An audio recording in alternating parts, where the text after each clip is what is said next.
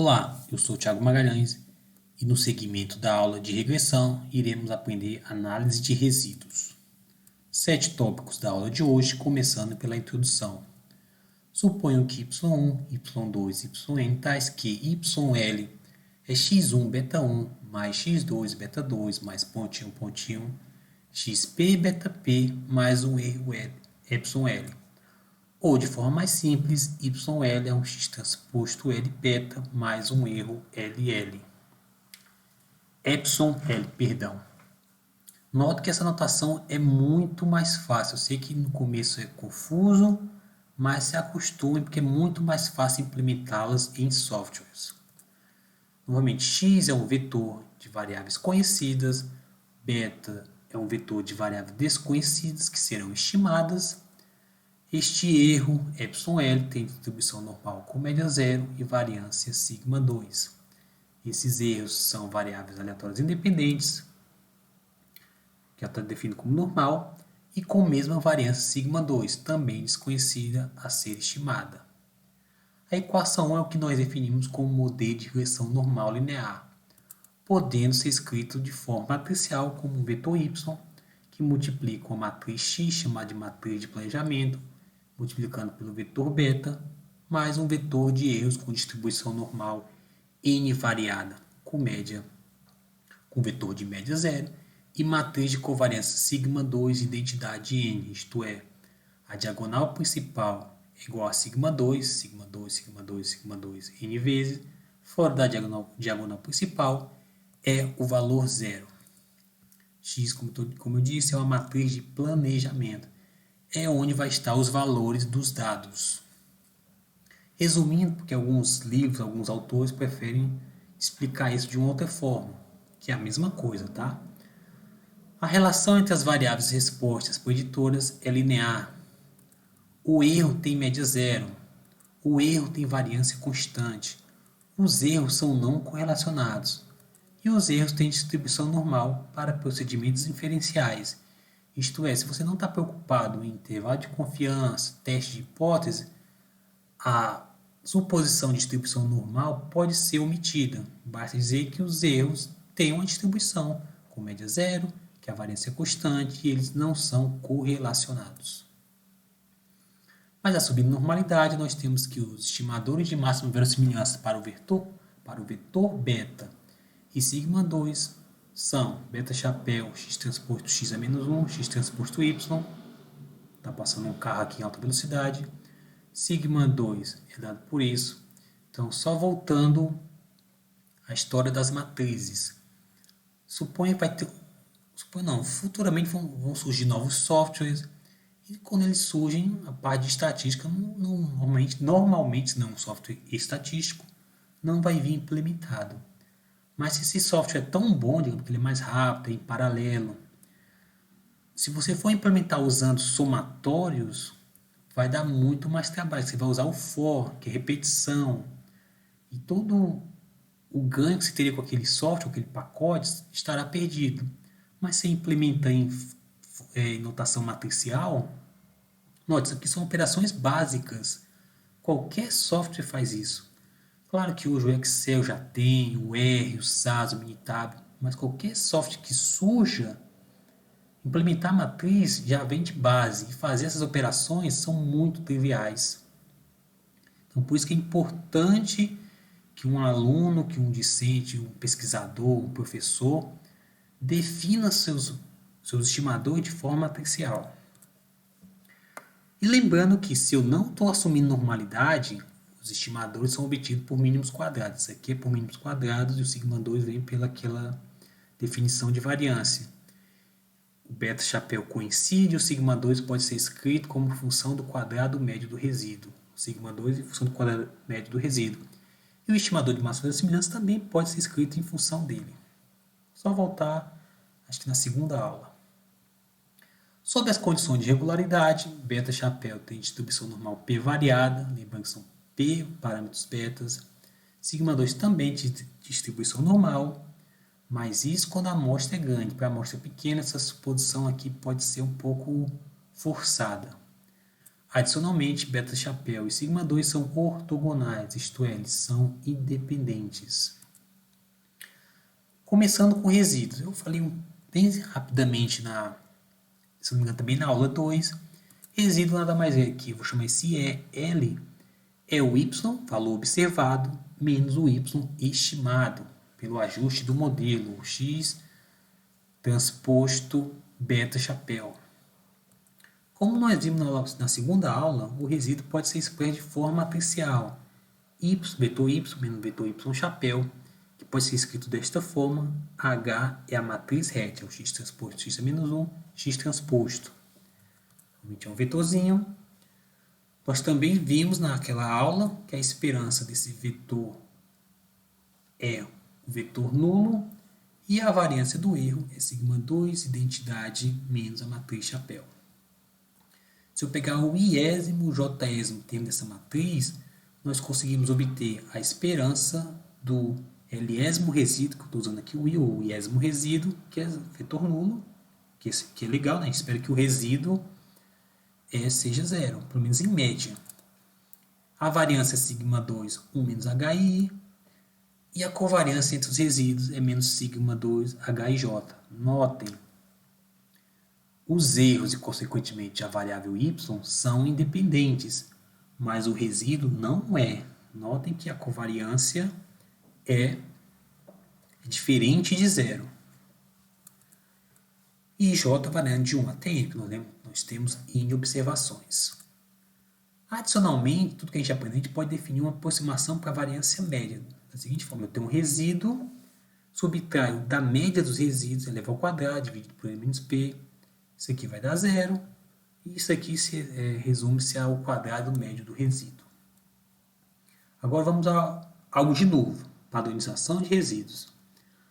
Padronizar os resíduos nos ajuda a identificar valores atípicos, os outliers, como preferirem, e valores extremos. Nós temos 4 tipos de resíduos padronizados. Temos 4 mais 4 para este curso, ou pelo menos para esta aula, porque existem outras padronizações. São elas resíduos semi-estudentizados, resíduos estudentizados, resíduos PRES, resíduos R-Student. Começando pelo semi-estudentizado, ou simplesmente denominado de resíduos padronizados. Nota, aquele resíduo, o y menos y chapéu, às vezes é chamado de resíduo ordinário. Então, esse resíduo semi-estudentizado, chamado de DL, é o resíduo dividido pela raiz da variância. Como sigma 2 é desconhecido, nós estimamos pelo quadrado médio do resíduo.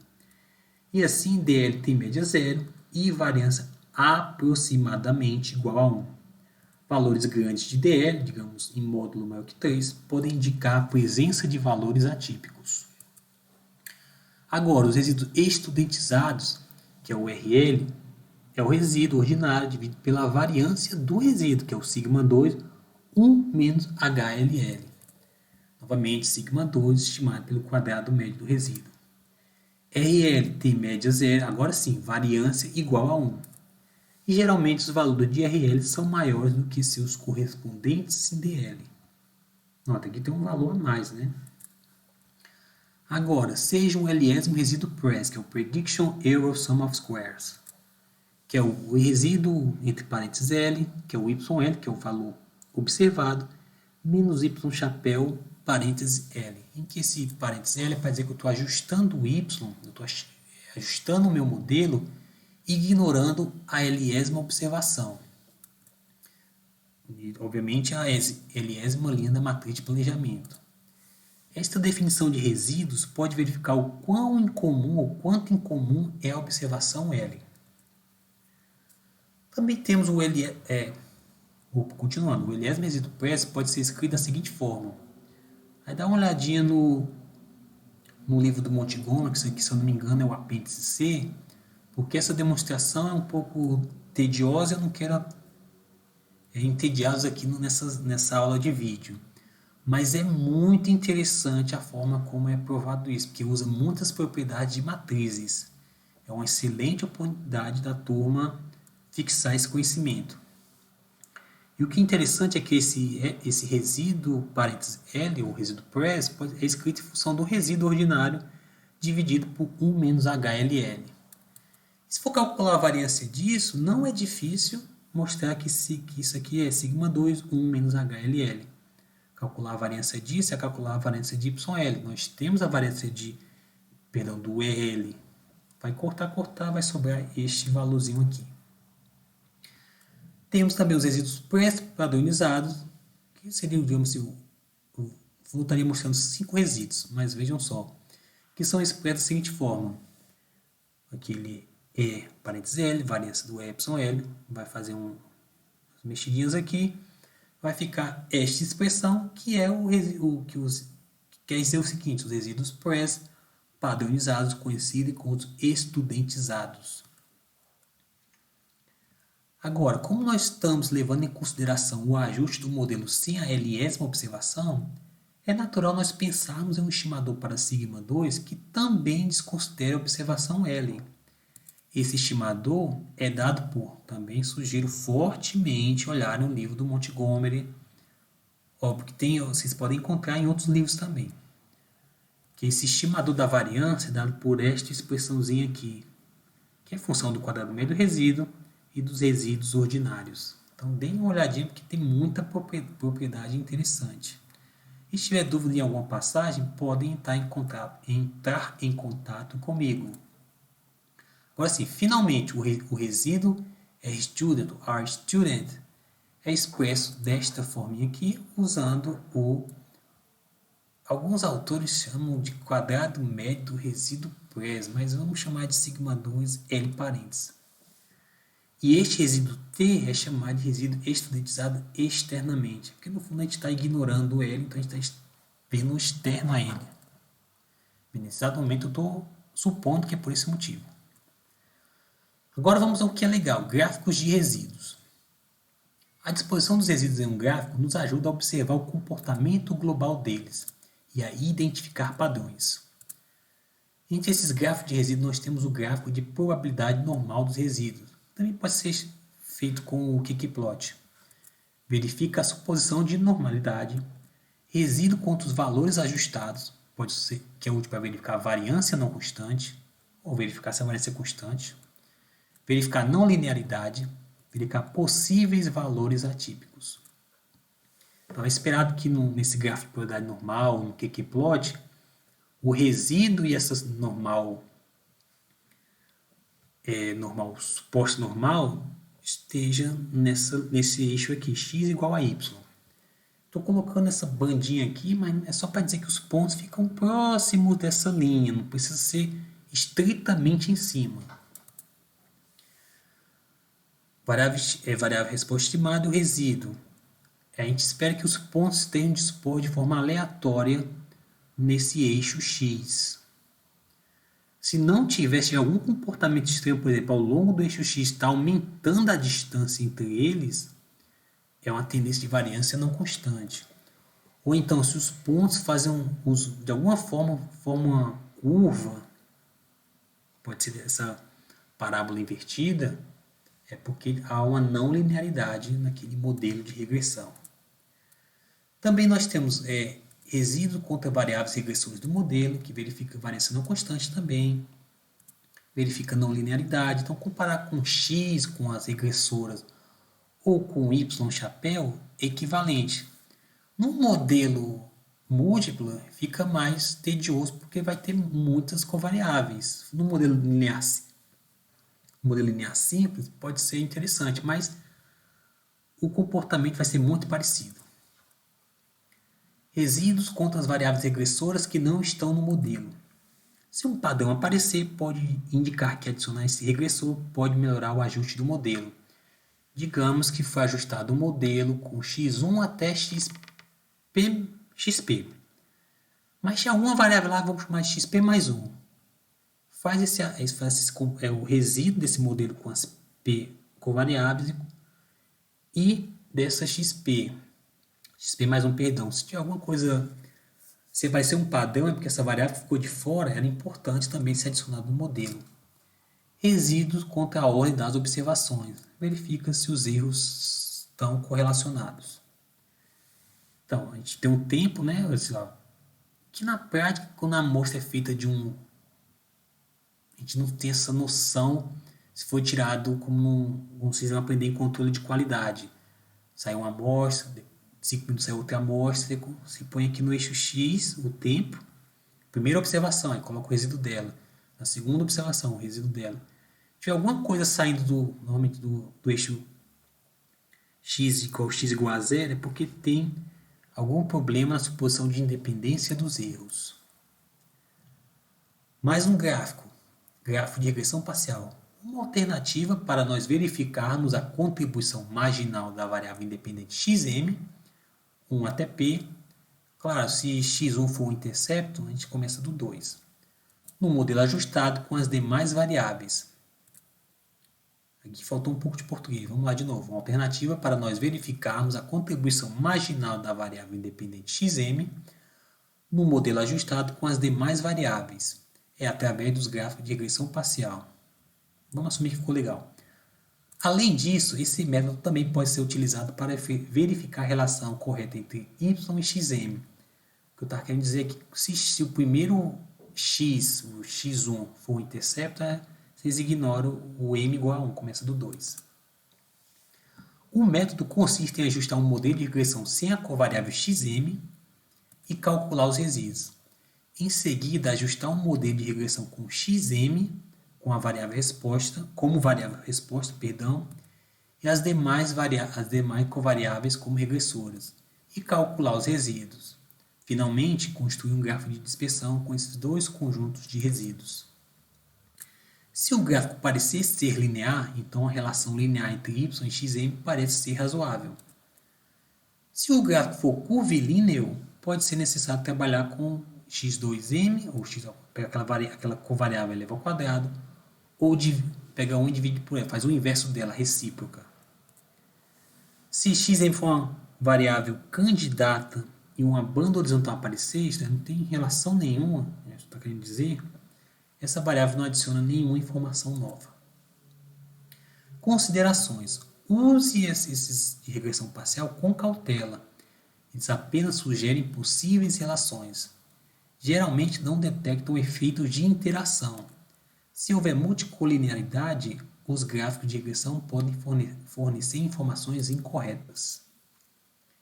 E finalmente, para a aula de hoje, tem esse outro gráfico aqui, que é o seguinte: construir um gráfico de dispersão para todos os pares de covariáveis.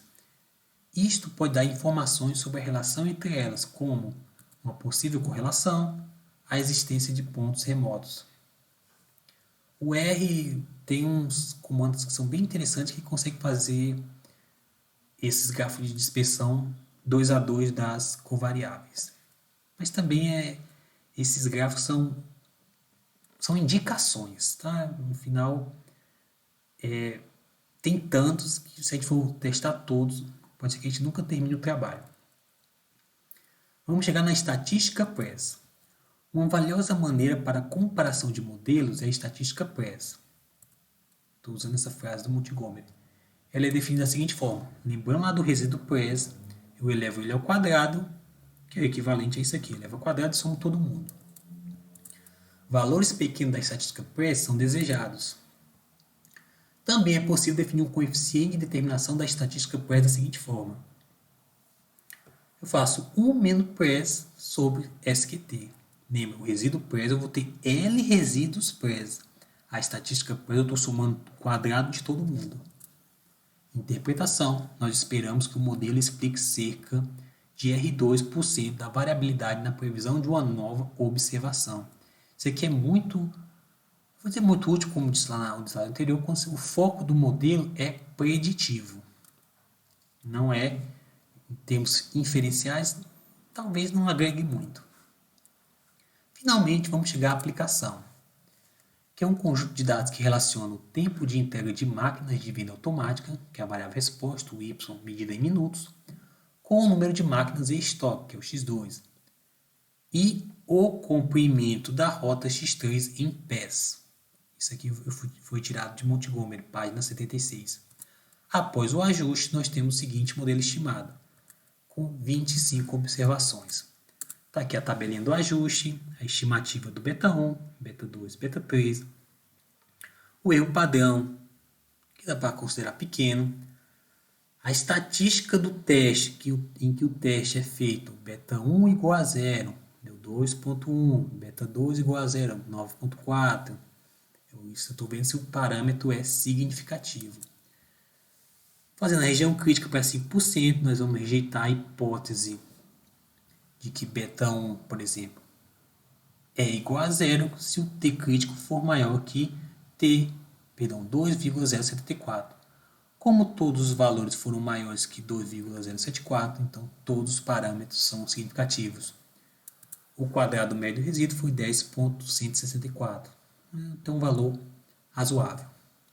Então vamos ao que há de novo para a aula de hoje. Gráfico QQ. Por esse efeito gráfico de probabilidade normal, mas o QQ é tão mais prático no R. Notem, aqui no meio, dá para dizer que está bem ajustado a um normal, né? Aqui é o quantis teórico de um normal e aqui pegando os resíduos, quantis desse resíduo. Mas note que nas pontas está se afastando muito. Isso aqui é um indicativo de caudas pesadas. Se fosse todo comportadinho aqui e se afastasse nas pontas, seria um indicativo de assimetria. Então, a gente pode assumir que é um modelo simétrico, mas não pode ser feito como normal. Usando os resíduos PRES, ficou até olha só como mudou a escala aqui do eixo y de menos 4 a 8, digamos assim, aqui ficou de menos 5 a 15. Porque a gente está ajustando sem a milésima variável. Mesma coisa, a gente está tendo caudas pesadas, que é um tópico que o professor Ferreira adora. Agora esse gráfico aqui, que você pode verificar um monte de coisa nele. Variável resposta ajustada com resíduo. Que já está indicando que tem algo errado. O gráfico anterior já deu um forte indício que nosso ajuste não está legal. Notem, os pontos estão concentrados aqui na esquerda, que a gente poderia assumir que está meio que aleatório, mas ao longo do eixo X não está. Mais do que isso, tem muitos pontos fora dos limites de menos 3 a 3. Tem pontos aqui em torno do 8. Usando o resíduo estudantizado, que é uma padronização, mesma coisa, embora ficou resíduo ordinário, tá? Resíduo estudantizado. Padronizar se diminui a escala do resíduo. Entrar no menos 3 a 3, né? Aqui eu coloquei menos 3 a 3, mas essa suposição de menos 3 a 3 aqui não é tão factível. Aqui é. Mas notem, estão dentro do menos 3 a 3, mas não está de forma aleatória, meio que está decrescendo ao longo do eixo X. Mais do que isso, tem um ponto fora. Temos dois indicativos que esse modelo não está bem ajustado. Notem, estimamos o modelo, foi significativo, a gente podia parar ali. Poderia, mas não estaria certo. Olhando os resíduos, tem algo muito estranho. Mas tem, finalmente mais um gráfico, depois eu concluo isso, que é o seguinte, como só temos duas covariáveis de estoque e distância, vamos fazer o gráfico de dispersão entre elas. Fazendo, a gente vê que tem uma nuvem de pontos aqui, e tem um ponto muito afastado, tem um segundo ponto que já está afastado, mas nem tanto em relação a esse, está próximo desse, mas eles também estão, assim, afastados do grande polo. Então, pelo menos esses são pontos que vale a pena investigar o que é que aconteceu. Tem técnicas para trabalhar com dados mal ajustados, que é uma forma de ver, será que a gente consegue salvar essa análise a partir disso? Nós vamos discutir isso na próxima aula. Então, por enquanto é isso, nós vimos o ajuste e a análise de resíduos. E a próxima aula é ver transformações. Referências da aula de hoje, quer dizer, a referência da aula de hoje.